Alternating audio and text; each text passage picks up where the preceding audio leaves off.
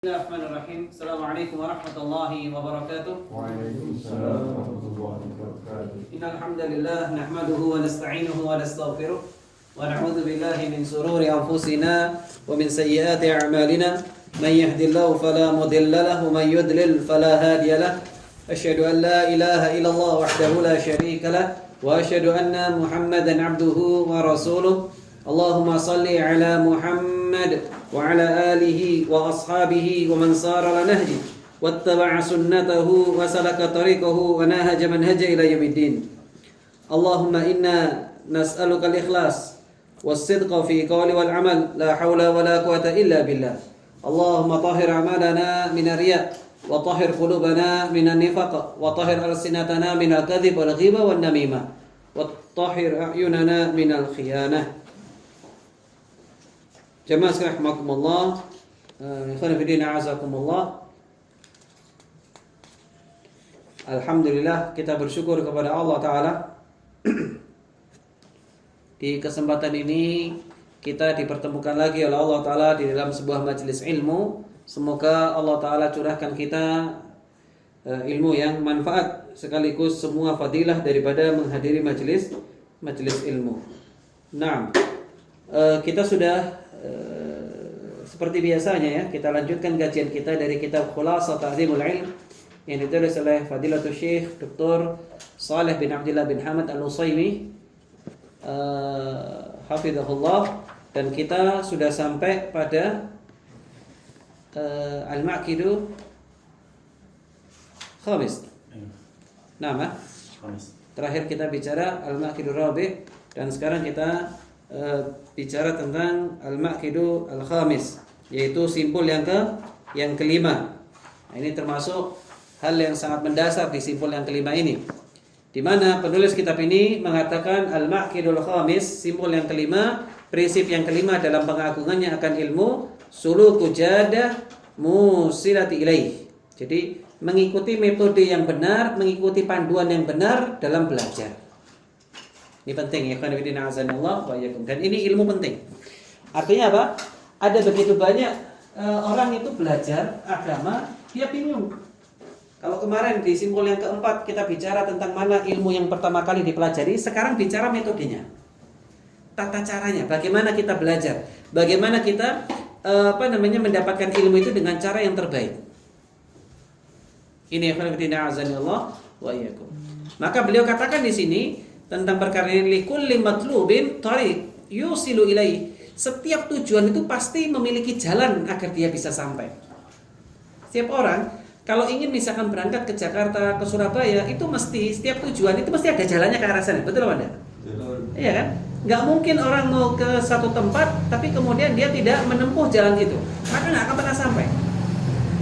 Maka dikatakan di sini, likulli matlubin tariq yusilu ilaihi. Faman salaka jadatan matlubihi aw qafadhu alayhi wa man adala anha lam yadfar bimatlubihi wa inna lil ilmi tariqan man akhtaaha dhalla wa man lam yanil wa lam yanalil maqsud wa rubbama asaba faidatan qalilatan ma'a ta'bin katsir. Kata beliau, penulis kitab ini, beliau mengatakan kepada kita, setiap tujuan itu pasti memiliki jalan untuk bisa sampai ke tujuan itu. Ada panduannya supaya bisa sampai ke tempat tujuan tersebut. Barang siapa, kata beliau, meniti sebuah jalan, niscaya dia akan mengantarkannya sampai kepada tujuannya. Jadi, beliau ingin sampaikan begini, di mana di poin ini beliau ingin sampaikan bahwa kalau kita ingin sampai meraih ilmu yang benar, maka jalan yang harus ditempuh adalah jalan yang sudah dipandukan oleh para ulama. Ikuti jalan panduan ini, ikuti panduannya para ulama. Kalau misalkan di sini sebutlah, misalkan ini di Kota Malang, ini Surabaya, maka orang kalau mau berangkat ke Surabaya, mau pakai jalur apapun, itu dia pasti akan memilih jalur yang paling pendek, betul nggak? Logika sederhananya, kalau mau sampai ke Surabaya lewat tol, kan begitu? Ya. Cara yang paling cepat dan paling mudah untuk sampai ke sana. Nah, bagi orang yang kemudian tidak menempuh jalan yang paling bagus, jalan yang paling tepat, thariqah yang paling tepat, apa yang terjadi? Yang harusnya paling lama dia sampai 2 jam, Itu gara-gara dia muter, kemudian lewat Sidoarjo, kemudian nanti berhenti di Lumpur Lapindo, kemudian nanti di sini iktikaf dulu di sini, makan-makan dan seterusnya sampai sini. Maka waktu yang diambil berapa? Mungkin bisa sampai 2 kalinya, 5 kalinya. Kan begitu. Nah, inilah yang dikatakan oleh beliau. Sehingga beliau mengatakan begini kepada kita, orang yang tidak meniti jalannya, yang harusnya dia bisa sampai dengan cara yang mudah, dengan waktu yang cepat, apa yang terjadi? Maka dia akan dihukum dengan apa? Dengan mendapatkan ilmu yang sedikit dan waktu yang kemudian ilmu yang sedikit, waktu yang panjang, lelahnya luar biasa. Beda kan? Orang kalau ke Surabaya lewat jalan tol dengan yang muter-muter lagi, belum lagi kena macetnya, belum lagi nanti ada truk guling dan seterusnya. Apa yang terjadi? Durasi waktu yang cuma 2 jam itu jadi sampai 5 jam, 10 jam gitu. Subhanallah. Ini contoh. Sehingga orang yang tidak mengetahui tentang jalan, thariqah, metode yang benar dalam belajar, maka dia mungkin sampai dan banyak tidak sampainya. Kemungkinan pertama, kalau dia tidak mengikuti jalan itu, apa yang terjadi? Yang pertama, dia tidak sampai. Ini kemungkinan pertama. Jadi kalau ini adalah Malang, ini Surabaya, dia nggak sampai. Kemungkinan yang kedua, ini Malang, dia sampai mungkin. Sampai muter-muter lagi, sampai Surabaya. Tapi apa? Tapi waktunya lama dan dia dapatnya cuma sedikit. Durasinya sedikit, ilmunya. Itulah keadaannya jemaah sekalian rahimakumullah, ikhwan fillah azanillah wa iyyakum. Maka di sini beliau sangat menekankan di antara prinsip kita ini dikatakan mengagungkan ilmu ketika kita apa? Ketika kita tahu bagaimana metode belajar yang benar. Kalau mafhum mukhalafahnya kebalikannya, orang yang tidak belajar metode belajar, maka dia sebenarnya tidak sedang mengagungkan ilmu. Saya ulang ya. Orang yang tidak mengagungkan, tidak mau belajar tentang metode belajar, sebenarnya dia sedang apa? Sebenarnya sedang dia tidak memuliakan ilmu, sehingga apa yang terjadi? Yang terjadi adalah banyak sekali orang-orang yang kemudian tidak sampai pada tujuannya, berhenti di tengah jalan, atau merasa lelah, merasa letih. Sebutlah antum belajar bahasa Arab. Itu belajar bahasa Arab, saya yakin jamaahnya itu semakin hari semakin bertambah itu, atau semakin berkurang. Subhanallah. Bertambah atau berkurang? Masya Allah ya. Kenapa? Ujiannya begitu. Kalau orang tidak menempuh jalan metode yang benar dalam belajar, apa yang terjadi? Yang terjadi dia tidak akan sabar. Tidak akan sabar. Itu. Nah, ini ikhwan fillah azanillah wa iyyakum. Wa qad dzakara hadha at-tariq bil lafdh jami' mani Muhammad Murtada bin Muhammad Az-Zabidi, sahibu Tajil Arush. Jadi salam terbatas. Dikatakan di sini, sungguh ilmu itu memiliki jalan untuk menggapainya. Barang siapa yang tidak menapakinya, maka dia akan gagal. Ini yang sebelumnya. Yang berikutnya, ada sebuah kata-kata indah, ada sebuah sebuah nasihat, ada sebuah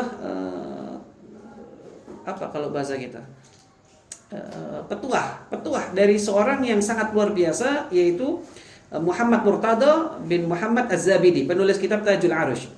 Tajul Arush yang merupakan kitab luar biasa dalam tata bahasa. Fi mandumatin lahu tusamma alfiyat as-sanad. Yaqulu fihi fama hawa al-ghayata fi alfis sana shakhsun fakhud min kulli fannin ahsana bihifdin matnin jami'in lirajihi ta'khudhuhu ala mufidin nasihi. Jadi ini satu potong bait saya mengingatkan kepada kita tentang banyak hal. Apa itu? Sekalipun orang belajar 1000 tahun, dia tidak akan pernah sampai kepada tujuan yang sempurna. Ya. Meskipun dia punya waktu umur hidup 1000 tahun, dia akan tidak sampai pada tujuan yang sempurna. Maka pelajarilah inti dari setiap ilmu, caranya dengan menghafalkan matan yang menghimpun pendapat-pendapat terkuat dalam setiap permasalahan. Engkau mempelajari matan tersebut dari guru yang mumpuni ilmunya dan kemudian pemahamannya dan cara mengajarnya. Nah, ada pelajaran penting banyak ini di sini. Jadi nasihat daripada Imam Murtada Az-Zabidi, beliau sahibu Tajil Arush, beliau menyebutkan tentang nasihat tentang metodologi dalam belajar, tentang tata cara belajar. Apa kata beliau? Beliau mengatakan begini, orang meskipun dia hidup 1000 tahun, dia punya umur 1000 tahun, dia nggak akan pernah sampai tujuan. Ibaratnya ya, gampangannya kalau orang 1000 tahun dikasih umur, dia ngaji, dia belajar, tapi ketika dia tidak memahami metode ini, maka sampai 1000 tahun pun dia nggak dapat apa-apa, kosong. Teman-temannya sudah menguasai ini itu, tapi dia tidak. Kenapa? Karena dia tidak pakai metode itu. Nah, beliau penulis kitab ini mengatakan apa? Beliau mengatakan bahwa sesungguhnya ada metode yang cukup bagus untuk kita bisa mendapatkan ilmu yang manfaat. Ilmu yang manfaat. Jadi beliau mengatakan metode yang benar dalam belajar agama itu terbagi menjadi 2 tahapan kata penulis kitab ini setelah menguraikan daripada penjelasan Al-Imam Murtada. Apa kata beliau? Fattariqul ilmi wajadtuhu mabniyatun ala amrayn. Man akhadha bihima kana mu'azziman lil ilmi. Ada 2 thariqah kita belajar, metode belajar agar kita bisa sampai kepada tujuannya. Barang siapa yang mempelajari dan mengamalkan serta mempraktekkan metode ini, maka sungguh dia berarti telah mengakukan ilmu. Li'annahu yatlubu min haitsu yumkinul wusuli ilaih. Kata beliau, jika metodenya benar, dia mengambil tahapan yang benar, berarti dia telah mengamalkan ilmu, sebab dia mencari ilmu melalui jalur dan cara yang benar. Paham kira-kira ya? Jadi kalau kita ingin dapat ilmu, caranya begini, metodenya begini. Apa itu? Tahapan pertama. Kata beliau, fa ammal amrul awwal fa hifdzul matnin jami'in lirajihi. Jadi yang pertama apa? Metode yang pertama apa? Menghafalkan matan. Menghafal matan. Matan-matan lirajihi, matan yang telah disepakati dalam setiap bidang ilmu. Maksudnya disepakati itu apa? Orang-orang, para ulama, bukan orang-orang ya, para ulama mensepakati bahwa ini matan dari sisi dobetnya, dari sisi teksnya, dari sisi tata bahasanya sudah nggak perlu diragukan lagi. Sehingga kita tidak perlu cross check lagi. Ini matan ini sahih apa tidak? Ini tulisannya begini itu benar apa tidak? Teks matanya benar apa tidak? Kemudian tingkat matan-matan ringkas itu kan merupakan kesimpulan gitu, kesimpulan dari berbagai macam bidang ilmu. Contohnya apa? Yang antum tahu, matan. Nah, jadi diminta di sini yaitu apa? Menghafalkan matan, ya, bihifdzi matnin jami' lirajihi fala budda min hifdz. Bahkan beliau menekankan, Syekh Shalih Al-Utsaimin itu sangat menekankan tentang menghafal. Tapi ya masing-masing tergantung ya. Kalau antum bisa menghafal banyak, bagus sekali. Wa man dhanna annahu yanalu al-ilmi bila hifdhin fa inna lahu yatlubu muhalan. Bahkan beliau menegaskan di sini, hendaknya dihafal. Barang siapa mengira bisa memperoleh ilmu tanpa menghafal, maka apa yang terjadi? Maka mustahil sejatinya dia sedang mengejar sesuatu yang mustahil. Jadi ilmu itu nggak bisa lepas dari menghafal. Nah, saya mau tanya sama antum sekarang, matan apa yang antum sudah pernah tahu? Yang antum tahu? Halo? Terserah, matan-matan apa? Matan ilmu Tuhfatul Atfal. Nah, dalam bidang ilmu apa itu? Tajwid. Nah, itu contohnya. Dalam bidang ilmu tajwid kita bisa belajar tentang Tuhfatul Atfal. Terus kemudian yang lainnya misalnya Al-Jazari dalam bidang ilmu insyaallah tajwid. Nah, tentang ilmu tajwid. Kemudian contoh yang lainnya Matan Talibul Ilm itu isinya banyak. Apa saja itu? Ada usulul salasa, kemudian juga apa lagi? Nah, barakallahu fik. Jadi itu contoh-contoh matan-matan yang disepakati gitu kan? Matan-matan yang disepakati. Sehingga di sini orang akan tahu matan ini betul-betul harus dihafal. Kalau bisa dihafalkan. Tapi sekali lagi saya katakan ya, saya tidak akan bebani diri antum semuanya untuk itu. Yang paling penting di sini adalah apa? Bagaimana kita bisa menghafal daripada inti daripada matan-matan tersebut. Paham ya? Kalau bisa menghafal matanya bagus, tapi semuanya berbanding lurus dengan kemampuan antum masing-masing kan gitu. Kemampuan daripada thalabul ilmi masing-masing. Cuman beliau menekankan memang Syekh Shalih Al-Utsaimin itu sangat menekankan tentang pentingnya hafalan. Jadi kalau kita tidak mau menghafal, maka kita ini sedang ya main-main saja. Kita sedang mengejar sesuatu yang tidak pasti. Ini ikhwan fillah azani Allah wa iyyakum. Jadi tahapan pertama apa? Menghafalkan matan. Dalam bidang apa contohnya? Tadi masalah akidah. Contoh akidah itu di sana ada usulus salasa. Ada kitabut tauhid. Terus apa lagi? Ada akidah tahawiyah. Kan gitu ya? Terus ini matan-matan masuk. Dalam bidang hadis misalnya, dimulai dari yang paling ringkas. Yang paling ringkas apa yang paling kecil? Hadis arba'in kan gitu. Kemudian meningkat kalau misalkan mau dalam bidang fikih yaitu Bulughul Maram misalnya, atau Riyadhus Shalihin. Dan ini semua matan-matan ini yang telah disepakati, dan ini ma'ruf. Urutan-urutan ini ma'ruf yang sudah dibahas oleh para ulama. Nah, ini tahapan pertama. Ikhwan fillah azanillah wa iyyakum. Jadi matan-matan yang mu'tamad istilahnya beliau. Jadi matan yang telah disepakati bahwa matan ini pantas dan layak untuk kemudian dihafal. Dan kalau bisa ketika menghafal, ini penting ya, menghafal itu pilih yang kira-kira mewakili dari sekian banyak pembahasan di setiap bidangnya. Contoh, bicara tentang masalah hadis itu maka yang paling ringan memang hadis Arba'in Nawawi untuk dihafal. Sebetulnya hadis Arba'in yang 40 hadis itu banyak kitab-kitabnya. Ada dalam bidang thalabul ilmi, ada dalam bab jihad, ada bab macam-macam. Cuman para ulama mengatakan bahwa di antara sekian banyak hadis yang jumlahnya 40, yang paling bisa menyimpulkan tentang Jawami'ul Kalim itu adalah hadis Arba'in An-Nawawi.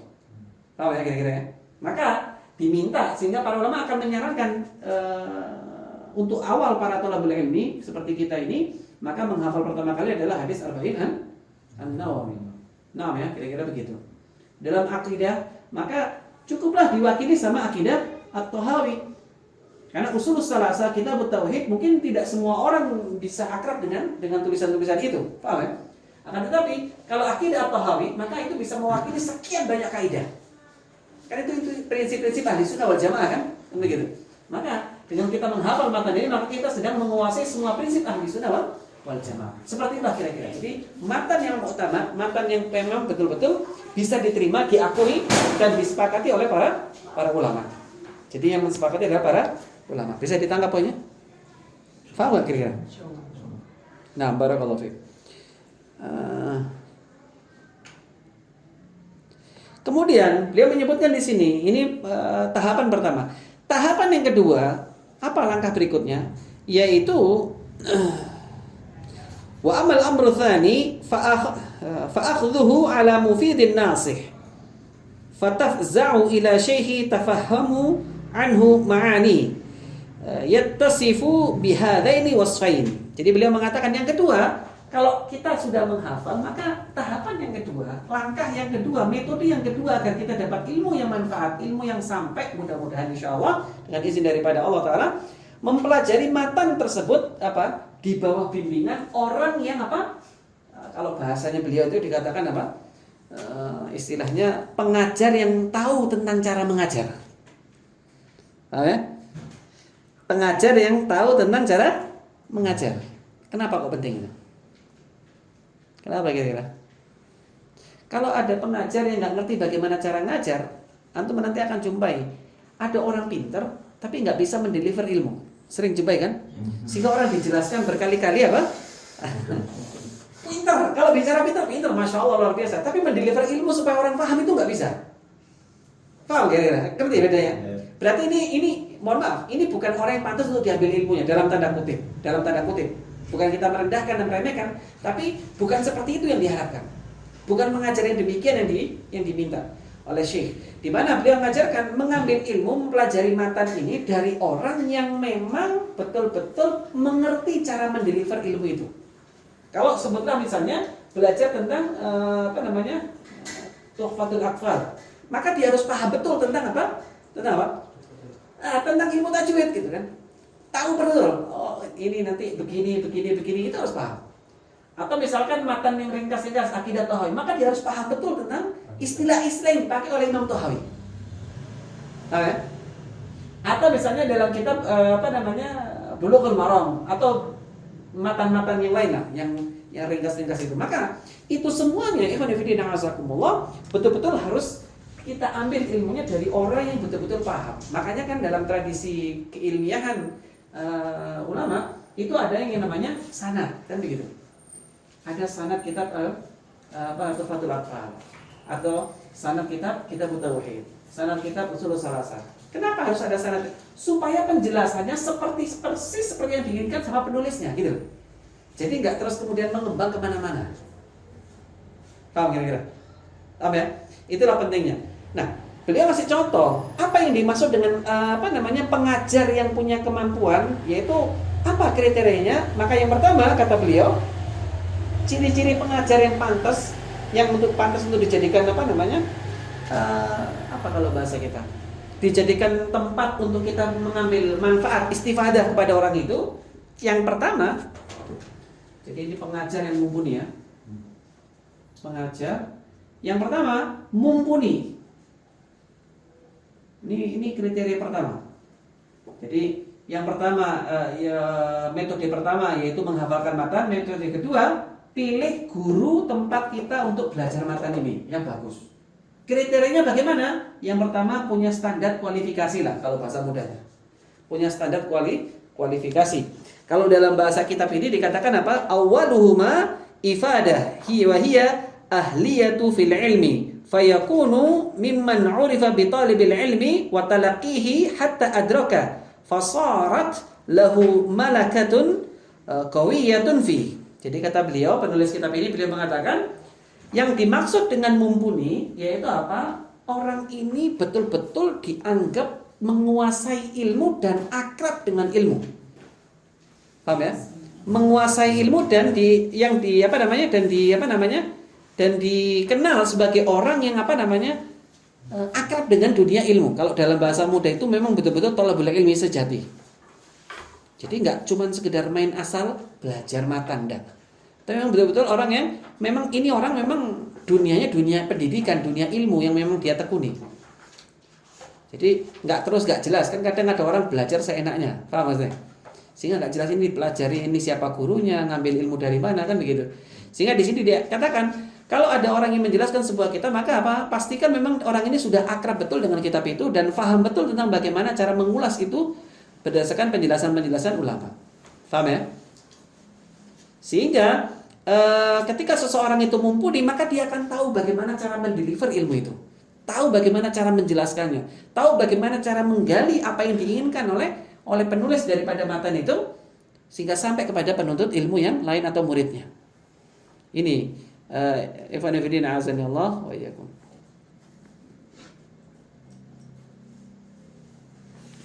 Faham nggak sampai di sini? Nah, dalilnya apa? Kok kita harus cari guru yang mumpuni? Dalilnya disebutkan oleh beliau, penulis kitab ini Syekh Shalih Al-Utsaimin, beliau mengatakan dalilnya dalam masalah ini yaitu wal aslu fi hadza ma akhrajahu Abu Dawud fi sunani bi isnadi qawi an Ibnu Abbas radhiyallahu ta'ala anhuma anna an-nabiy sallallahu alaihi wasallam qala tasma'una wa yusma'u minkum wa yusma'u mimman yasma'u minkum. Apa kata dalam hadis yang sahih ini? Dalam riwayat Abu Dawud ini apa dikatakan? Kalian para sahabat berguru kepadaku, kata Nabi. Orang-orang sesudah kalian tabi'in itu berguru kepada kalian. Adapun generasi berikutnya berguru kepada murid-murid kalian. Artinya apa? Ada ketersambungan sanad di situ. Sehingga kalau Rasulullah ngomong hadis tertentu, maka yang paling paham tentang itu siapa? Siapa kira-kira? Sahabat. Nggak usah ragu, sahabat yang paling paham tentang itu. Yang paling paham itu adalah sahabat yang memang belajar dan ngerti tentang bagaimana perkataan Nabi itu dimaksudkan. Sehingga derajat ilmu yang paling tinggi adalah yang dimiliki oleh para sahabat. Itu sudah sepakat ulama. Kemudian para sahabat itu punya murid namanya tabi'in, generasi tabi'in, generasi ya, bukan nama ya, generasi tabi'in. Di mana murid-murid ini adalah belajarnya kepada para sahabat. Sehingga mereka punya ketersambungan sanad. Ketika menjelaskan hadis innamal a'malu binniyat, mereka yakin betul bahwa ini adalah perkataan Nabi. Imam Bukhari dan Imam Muslim ketika meriwayatkan hadis ini yakin betul kalau Nabi ngomong kayak gitu. Kenapa? Karena ada ketersambungan sanad. Ilmu juga sama, matan juga sama. Seperti itu jamaah sekalian. Ikhwan fillah azani Allah wa iyyakum. Dan hadis ini berlaku bukan khusus untuk para sahabat saja, sebab redaksinya bersifat umum. Sepanjang sejarah metode belajar kaum muslimin adalah dengan berguru kepada generasi sekarang dari generasi yang sebelumnya. Di mana-mana begitu, orang selalu akan berguru kepada generasi yang sebelumnya. Dan itu ma'ruf di dalam dunia pendidikan. Paham kira-kira ya? Jadi syarat pertama apa? Punya kapasitas, punya kemampuan dan layak pantas untuk diambil ilmunya. Kemudian yang kedua, kriteria para pengajar an-nasih, pengajar yang bagus itu memahami cara mengajar. Nah ini yang saya sebutkan tadi. Memahami cara mengajar. Paham ya? memahami cara mengajar. Ada orang mumpuni tapi nggak ngerti cara ngajar. Apa yang terjadi? Bingung. Sehingga meskipun berkali-kali hadir, kok nggak ngerti-ngerti apa yang dimaksudkan gitu. Maka kriteria ini diukur kata para ulama, khususnya penulis kitab ini, beliau mengatakan begini.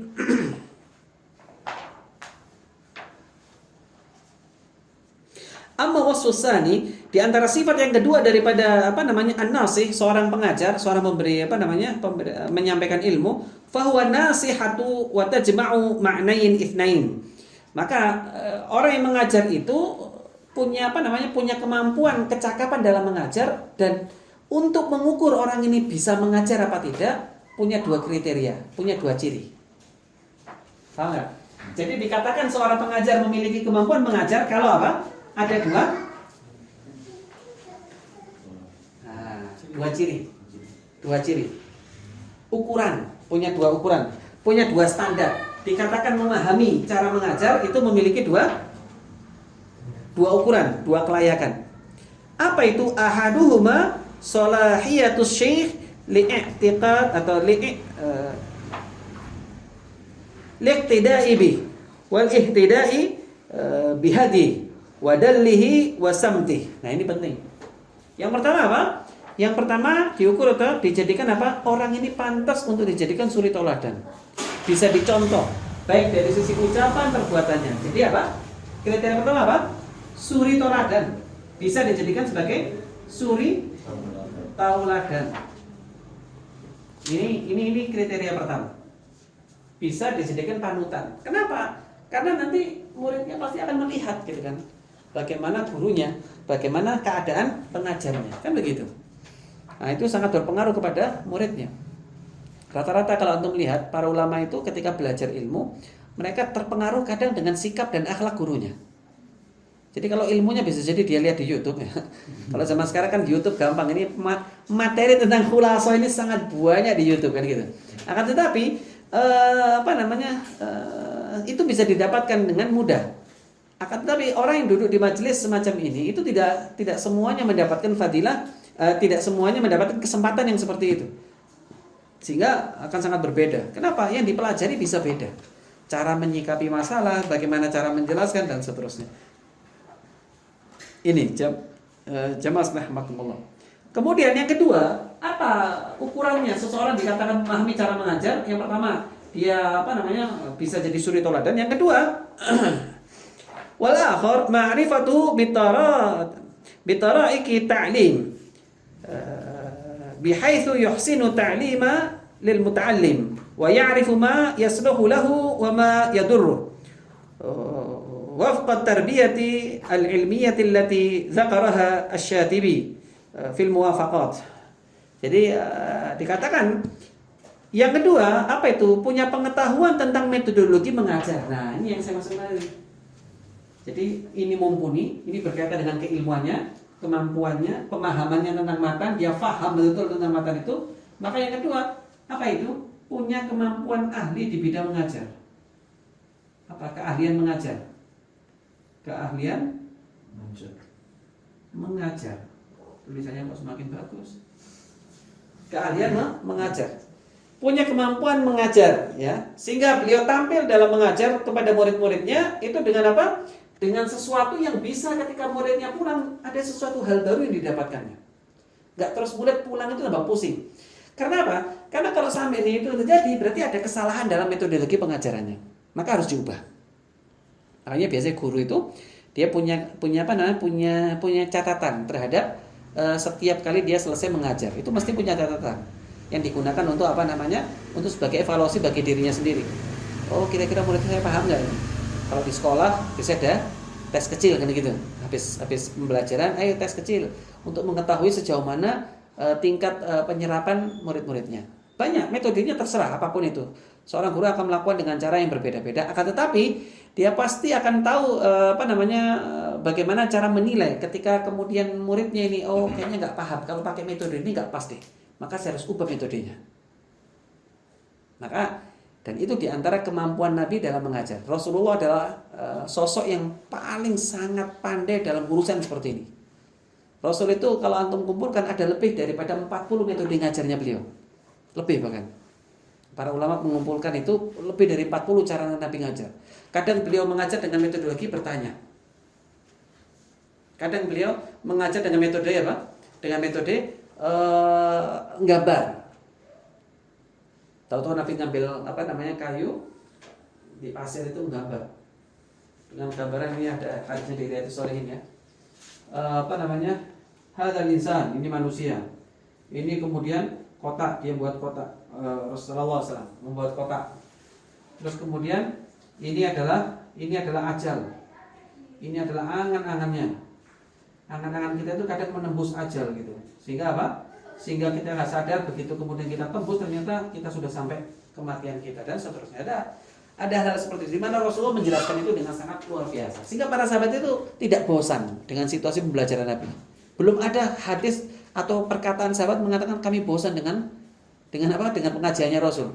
Kalau bosan dengan pengajian kita banyak kan, Ustaz kok malas, kapan jam? Iya. Sambil advent. Sehingga apa? Ya sudahlah, karena akhirnya kasih permen sama ustadznya.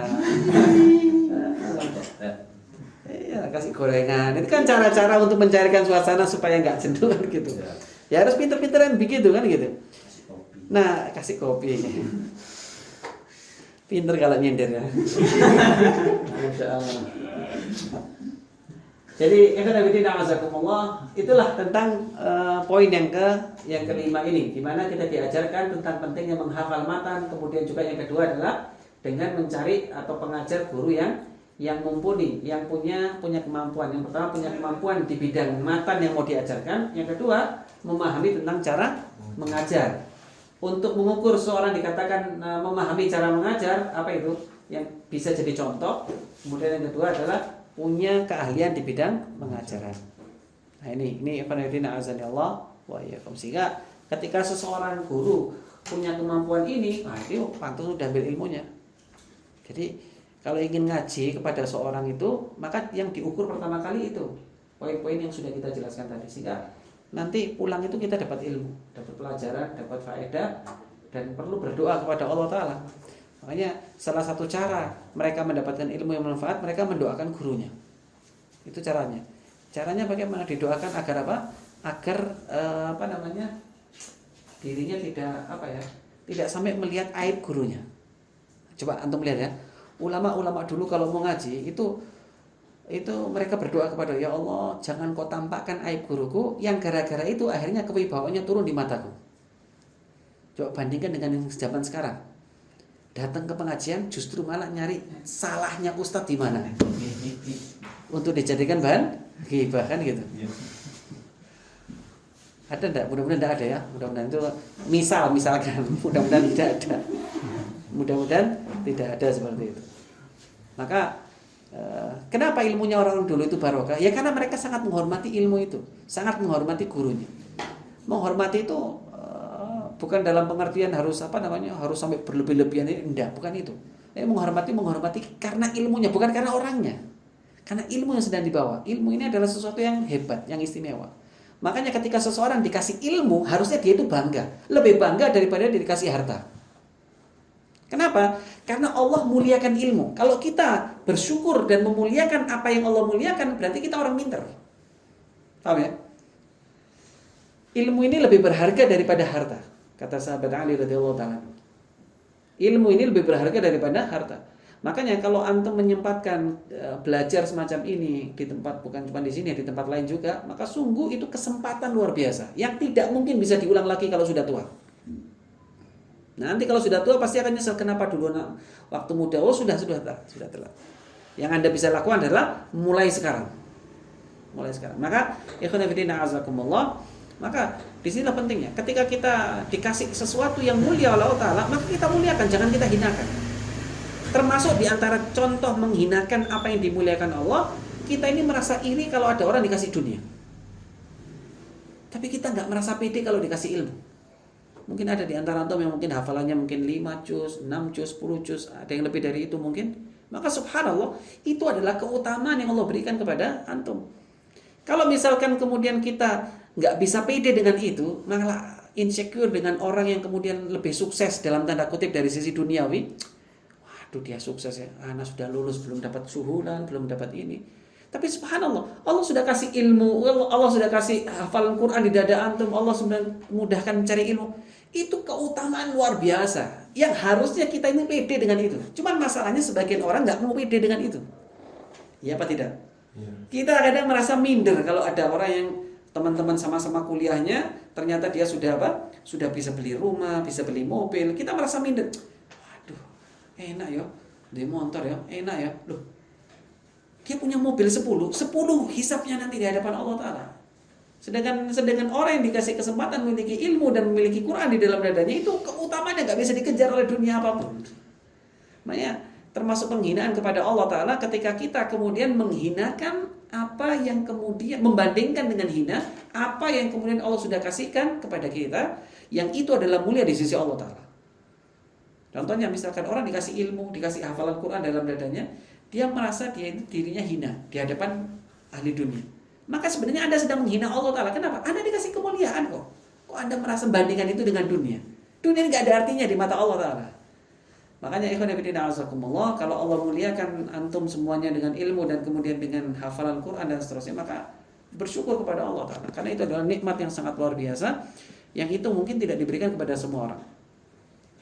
Saya mau nanya sama antum, kalau orang dikasih warisan, seneng apa enggak?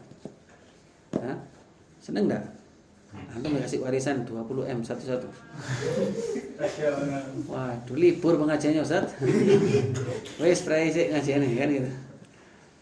Iya apa tidak? Kasih. Rasul mengatakan apa? Bahwa sesungguhnya warisannya para nabi adalah ilmu. Innal anbiya lam yuwarithu dinaran wala dirhaman. Para nabi itu enggak mewariskan harta dan dinar dan dirham, walakin yuwarithul ilm. Faman akhadahu akhadha bihadzin wafir. Barang siapa yang mengambil daripada bagian itu, warisan itu, maka dia mengambil bagian yang banyak. Maka beruntunglah orang-orang yang tahu tentang hakikat ini, tapi justru malah sebagian orang itu merasa hina, merasa dia itu kalau dia itu, mohon maaf ya, belajar ilmu agama itu merasa minder. Kok saya belajar ilmu agama ya, teman saya itu sudah sukses semuanya, punya rumah, punya ini, saya kok belum apa-apa dan lain sebagainya. Keliru. Mestinya mereka yang minder sama antum. Betul. Orang yang dimudahkan mendapatkan ilmu agama itu adalah kemuliaan. Allah ingin mulia. Allah ingin angkat derajatnya, dan pasti akan diangkat sama Allah Ta'ala. Antum perhatikan ahlul Quran itu selalu mulia. Kalau saya bicara ahlul Quran bukan cuma yang hafal ya, tapi akrab dengan Quran, baca Quran, berusaha memahami dan mengamalkannya, itu ahlul Quran. Adapun menghafal itu bonus dari Allah Ta'ala. Maka jamaah rahimakumullah, ikhwan fillah azanillahu yakum, maka sekali lagi saya ingin sampaikan, cara kita memuliakan ilmu yang terbaik adalah kita muliakan dia di tempat yang mulia. Maka sangat hina ketika ada orang kemudian diberikan permata, kemudian ditaruh di tempat yang hina. Taruh di WC misalnya. Ada nggak orang dikasih permata berlian gitu, harganya mungkin sampai 2 miliar gitu, kemudian dia lempar begitu saja dengan hina? Maka pasti orang akan mengatakan, wah sudah nggak wajib sholat orang ini. Karena orang nggak wajib sholat ada 3, salah satunya adalah hilang akalnya kan gitu. Paham ya kira-kira ya? Nah ini kan udah asal Allah. Baik, ini mungkin yang bisa disampaikan di kesempatan yang ringkas ini. Saya tutup dulu, nanti baru kemudian kita buka sesi tanya jawab. Mungkin itu yang bisa disampaikan di prinsip yang kelima. Intinya yaitu apa? Mengikuti metode belajar yang benar. Bagaimana tahapannya? Tahapan pertama dengan menghafalkan matan yang mu'tamad, matan yang disepakati kebagusannya dan diakui dan diterima. Kemudian tahapan yang kedua mempelajari matan tersebut dengan bimbingan seorang guru, Nah, guru mana yang perlu kita jadikan sebagai pembimbing dalam menguasai matan? Yang pertama, punya keahlian, punya mumpuni, punya keilmuan, menguasai disiplin ilmu tersebut. Yang kedua, yaitu memahami tentang cara mengajar. Nah, itu kalau kita dapatkan itu, maka beruntung kita mendapatkan guru yang istimewa. Mungkin itu, ikhwanuddin azanillahu yakum, semoga bermanfaat, semoga Allah Ta'ala mudahkan kita mengamalkan apa yang kita pelajari, semoga Allah Ta'ala mudahkan kita menjadi orang yang cinta ilmu, mengamalkan ilmu. Allah berikan kepada kita semuanya ilmu yang manfaat, ilmu yang melahirkan amal soleh, ilmu yang menjadikan kita tambah dekat dengan Allah Ta'ala dan tambah takut kepada Allah Ta'ala. dan membuat kita tetap istiqomah di atas Islam dan Sunnah. Dan Allah tutup, kita berharap Allah menutup usia kita dalam keadaan husnul khotimah insyaallah. Subhanakallah wa bihamdika asyhadu an la ilaha illa anta astaghfiruka wa atubu ilaik. Assalamualaikum warahmatullahi wabarakatuh. Waalaikumsalam warahmatullahi wabarakatuh.